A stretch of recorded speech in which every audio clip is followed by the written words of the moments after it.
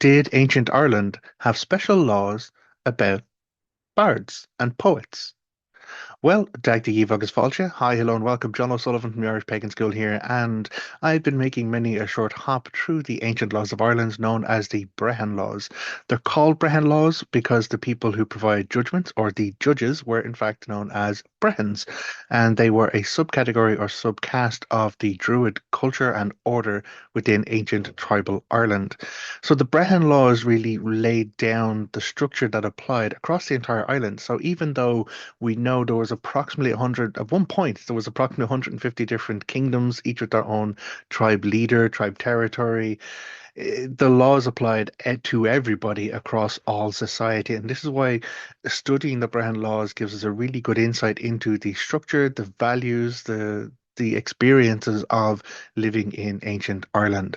One of the interesting things, okay, there's many interesting things about this, which is why I've been doing this series. But the Brehon laws was more based on restorative justice as opposed to punitive justice. It wasn't a case that if you were found guilty of an infraction or a crime, that it was incarceration or bodily harm or like capital punishment. There were, of course, serious levels of punishment, but a lot of them would be about making up for the loss, making up for the quantifiable value that you have infringed upon, damaged or hurt or harmed. And if you couldn't make up for it, then your kin group would have to, your family group, where you're coming from. And if they couldn't, then your lord or who you owed allegiance to, all of which then showed this functional relationship between the multi-tiered hierarchical structure of ancient Irish society. Now, I've said a lot of words and I have kind of jumped around even in giving this introduction because it really, really shows that Ireland wasn't some barbaric landscape of savagery before we were conquered and colonized. It was very highly functioning, highly tiered, highly intellectual in many different ways society based on these rules of laws that applied island wide. Um, but neat answer, not hard to say. Yes, there were actually specific laws about bards or poets who were known at the upper ends of society as file. So that's File is the Irish word. The sources that we're going to be looking at, and that if you wanted to look these up yourself on places like ucccelt.ie for the Celt Project, where you'll find many translated and untranslated manuscripts in a whole loads of Irish mythology, culture, history, pseudo history, and laws. So the what you would be looking for when I'm sourcing this are the following names of the ancient tracts. My personal guide, the source I'm reading, I have a physical copy of the Guide to Early Irish Law by Fergus Kelly, but I'm also using the Celt Project to look at these other manuscripts there as well. So the sources looking for this is the Bretha Nemed Déidenach. So that's spelled Bretha, Bretha, Nemed, Nemed, and then Déidenach, D E for the Idenach. Then also we have the Crí Gablach, so that's CRI for the TH, or Crit Gablach, Gablach is the second word there. And then the third document is the structurings of society itself and the roles and within the society. The good reference there is known as Becc, and that's Uraicecht, and then Becc, Becc. Um, so all of these many manuscripts give us a really good insight into not just Bard content and Bard information, which I'm personally very fascinated by, um, but also the rest of society and the roles and how they're quantified, what their responsibilities are, and what their abilities are, and their responsibilities to the tribe, but then also their abilities and what they are known for and what they are paid for. So the importance really of the bird or the filla cannot really be understated because in this society of restorative justice, as I mentioned, everything has an honor price. Everything has a value based on your lineage, based on your status within society, based on how wealthy you are, based on your kin group, based on your skill, your craft, and your talent. Um, Everything had some form of value to it. There were like people within a society who had no value themselves or no honor price themselves. Like slaves, for example, a male slave was known as a mug, a female was known as a cummel. But there were also like a serf caste at the lower end of society.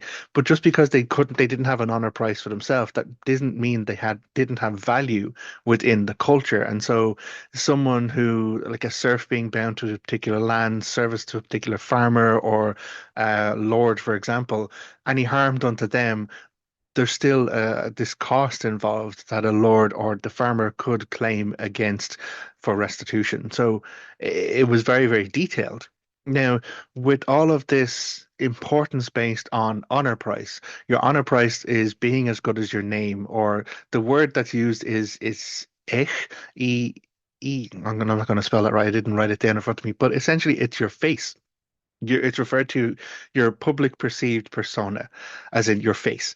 So anything that would harm or damage or undermine your face would harm or damage or undermine your honor price. So why am I talking about this concept of face? It's because one of the more powerful and more dangerous people within tribal society who had direct impact on someone's honor price or their perceived face value was the bard and the poet.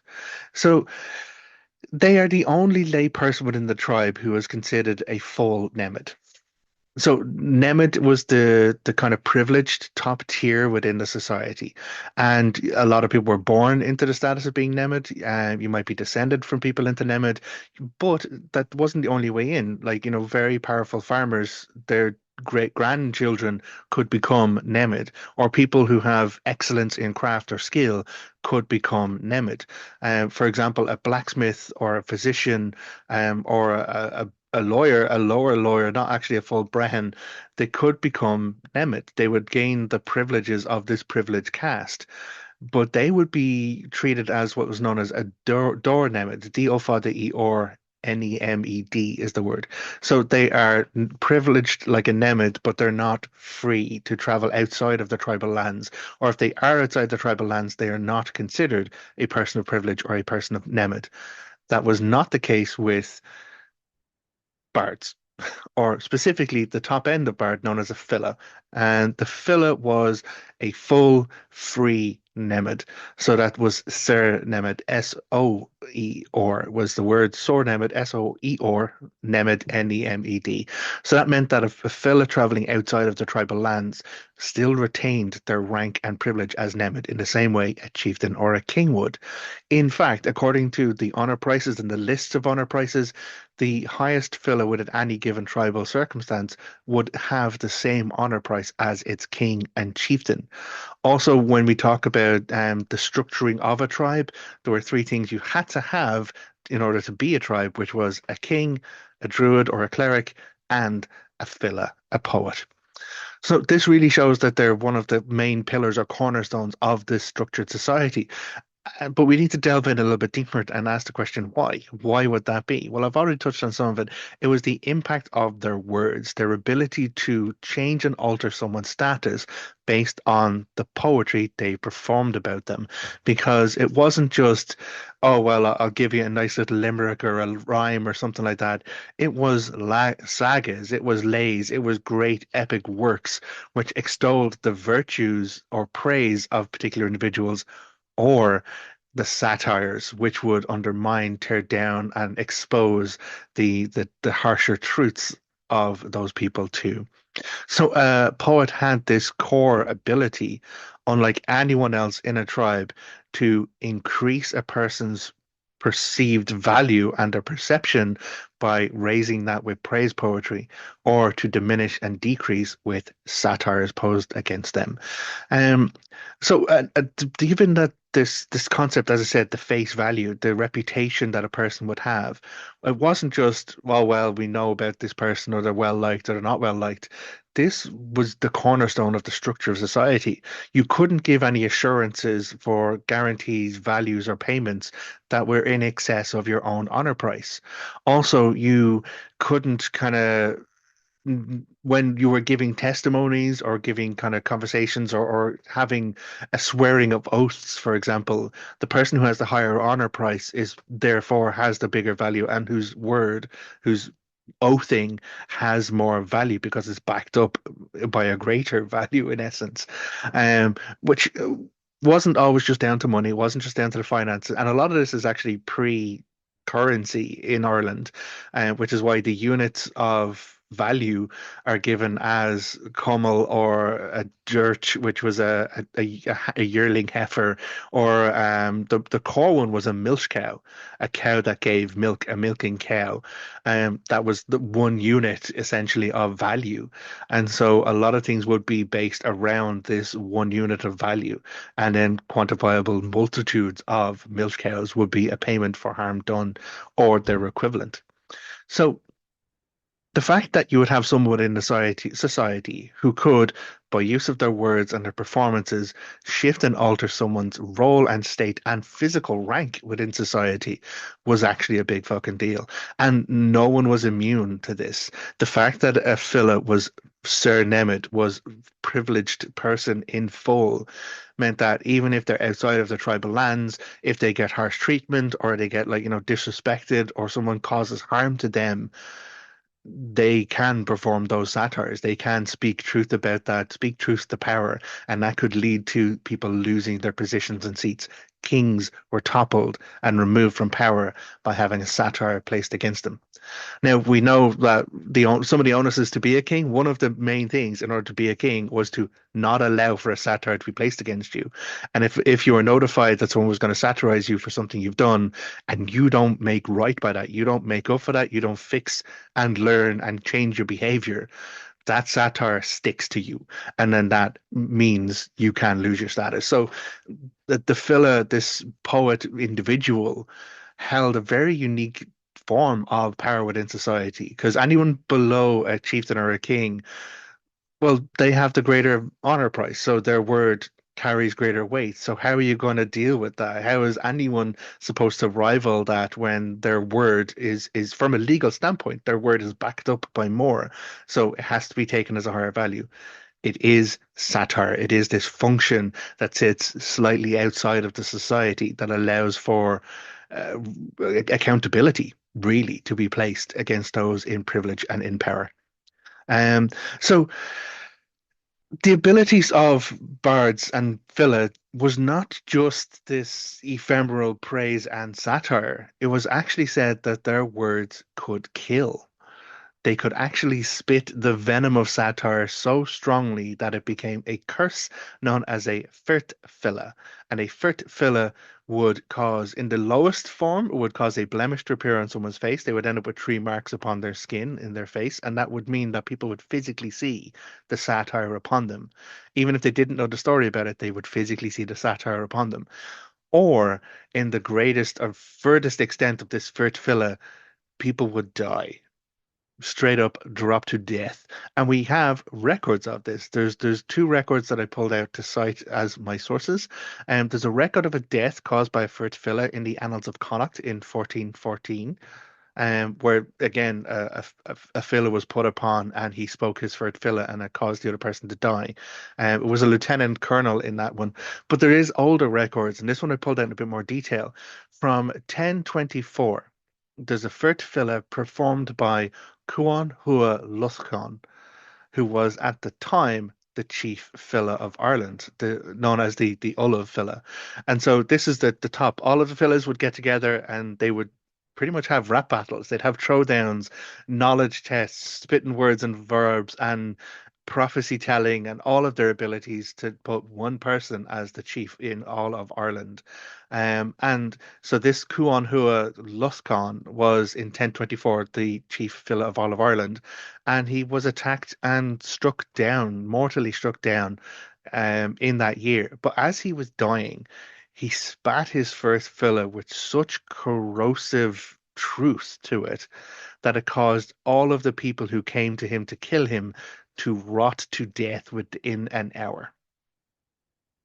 And this is in the legal tracts. This is in the legal documents to say this happened. Yeah, in 1024, he was straight up murdered, and he spat his third fella with his death breath, and that's what it caused six people to die. I think it was six. Um, I no, I don't want to misquote it. I took shorthand notes for the video, but essentially every single one of the people involved in his murdering, in his slaying, died within the hour by rotting to death. It showed that there was something otherworldly about the power of the filler. Though it wasn't just, oh well, I'm good with words and I'm good at remembering stuff and I have good kind of rhyme and reason. There was more to it. There was a supernatural element to their abilities, which is why in um, a lot of the sources of text for that structure of society, there was a person who was set to be the chief fella in each tribe. You might have multiple fella, but there was one within the tribe who was the chief filler, and they had to stay with the king at all times. A king was not to be found without his filla because that exposed him to dangerous supernatural forces and sorceries. And it was the filla who would be able to defend and protect. So it wasn't just that they could spit rhymes so harsh people would die, they would also be able to block and protect people from having harsh rhymes said against them to cause them harm. Um, so there's a couple of different things involved. Not everyone can claim to be a filler. And this is one of the great examples that we have of the Irish law tracts and the Irish structure, is that it breaks down in a number of different areas across all skills, three things that a person must be able to do to be recognized for their rank. Even down to a lowly comb maker would have to have three skills. A harper would have to have three trains in music. Um, I wonder if this is some I wonder if the importance of the number three could, like, this rule of three that we have could be traced back to this. I'm gonna have to look up to that. I'm gonna have to put that in my head for checking later. But back to a filler, like anyone might be able to learn tricks and retell a story, spit a bit of poetry, but to be the best, to be recognized as the best, there were three things you had to be able to do. And according to the Brehon Nemed, these law tracks, a Phyllis status derived from the following three skills. The first was Imbas Forosnai, which is the knowledge which illuminates. The next one is called Teinm Láeda, which is the breaking of the marrows, is what it's translated as. And then the last one is the Díchetal de Chennaib, which is the chanting from heads. So essentially, the Imbas Forosnai was said to be this access to greater knowledge. And it wasn't just that you had a really, really good memory, it was that you knew things and would be able to refer to this greater collected wisdom, like outside of regular understanding and knowledge. You'd know the names of all of the mountains, all the rivers, but then you'd be able to access in a form of prophecy through this poetic expression glimpses into the future. Chennaib Láeda, this breaking of marrow, that one's not easily translated, but it's the tearing things apart. It's bringing it down and knowing the truth about things is my understanding of that from what I've been reading around. To break things apart and get to the core of it so that you know the true thing of things. And then the Díchetal de Chennaib, which is the chanting from heads. So to be able to pull all the knowledge together and then provide it in a particular form of recognized meter and rhyme in such a structure that it was both pleasing but also technically correct and technically perfect. And we know that these things are particularly important because later records from none other than Saint Patrick himself, or at least attributed to Saint Patrick himself, um, he banned the use of Imbos Varasna and Chenam Legia. So he said that these two skills specifically that gave bards powers of pagan character was the wordings of it. He said that Dictyl de Chenab was okay, this chanting from heads, that was all right, but these powers, like being able to access prophecy and foretelling and getting to the truth of things, oh yeah, no, that's not allowed. So Paint St. Patrick specifically went after bards for those powers and said that any noble lord who housed a bard in their home could be set to a fine or could be kind of challenged for their status by the church if they housed a bard who was engaging in Impos Pharasna and Shanam Leja. So it really makes me wonder about, like, is this another example of early Christians trying to undermine power or take power away from the existing empowered individuals within society? As I mentioned earlier, the structure of the Tua, you'd have to have a king, a druid, and a poet. Later on in the text, it's the druid is subbed out and they put in a cleric, and this individual is almost like spiritual swap out from a druid to put in someone of the ecclesiarchy, or in that way. But even down to the two of the legal structures began to treat churches as bodies of power or tribal bodies, where an abbot would be the chieftain, and then they would have their own like ecclesiarchal structure. Interestingly, not a poet though. The bishops would be the lords in those structures. So yeah, the fact that St. Patrick went after bards specifically for this ability does make me want to explore more of them, which is why I have been for a couple of years now trying to dig into Imbas Forosnai and Teinm Láeda and Díchetal the Chennaib, for my own practice to try and see if I can elevate my own skill. Maybe one day I'll earn a Nemed status. Who knows? Um, the last thing I wanted to add in here was a very interesting thing about the payments due to a bard or filler for their compositions. So the Brehon Nemed Déidenach, it lists payments due to a filler for various types of metrical composition. And it actually goes in and it breaks down, like, the various types of, you could do praise poetry, satire poetry, or, or you could speak to a particular tone or theme in your poetry, but you would be paid for the work.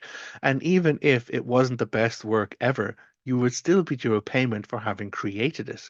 Now, there was a bit of a risk involved here, and someone who was recognized as a filler, a full Nemed filler, had to abide by a number of different laws when pricing their work, but then also the value that is delivered when they actually give the work. And so it says that there's a record. It's known as the Triads 255. It gave a structure of the value and the understanding of how wealthy and how powerful Fila were within the society based on how much they could charge for their work and how much they could get paid. But Triad 255 gives the three whose coffers are of unknown depth, as in the three structures in society, three groups, three individuals whose coffers, whose ability to earn money and hold money, or not even money, value, are given as king, church, and a great poet, a Nemed Philid. So it wasn't just a case of these individuals were really great or were recognized for their ability. They could earn absolutely great wealth to support them, but the compositions they make when they improve their status must be technically flawless, must not have any technical fault whatsoever, and also must have a really good grounding in the subject matter that you're paid for, that you're hired to do. So if you produce a work and it's found to be inadequate in subject matter, or there's some fault in the metrical pronunciation, rhyming, rhythm, some structure, some stumble, you would still be paid for having done it, but you would then suffer consequences for having created something that was flawed and inferior. And the impact of that could go so far as to lose a filler their Nemed status. So right at the top, we said fillers were the one person within a tribe, the one group of people who were full Nemed, not door Nemed. Based on their craft and based on their skill, they had the full free status as Nemed, but they could also lose that if they ever produced work that were inferior, inadequate, or technically flawed. So this has been a look into the rules and laws and structures around fila. It is something I have been spending a lot of time chewing on for a number of years, and I was delighted to be able to share this as part of my hops through Irish law. I've done a week now. I've done a week every day showing up with a video. There's a playlist there in our YouTube if you'd like to go and check out the law about cats, or the law about trees, or the law about craft people, or the law about kings and Nemed. So do make sure you're following along. Please check in and give the like and subscribe thing if you're interested. If you'd like access to more pagan online content, you go to irishpagan.school/free. There's over a year's worth or more of free resources, book recommendations, guided meditations, checklists, even full courses and classes at the Irish Pagan School. As ever, thank you very much for being here. And until next time, look after yourself. Slán. Goodbye.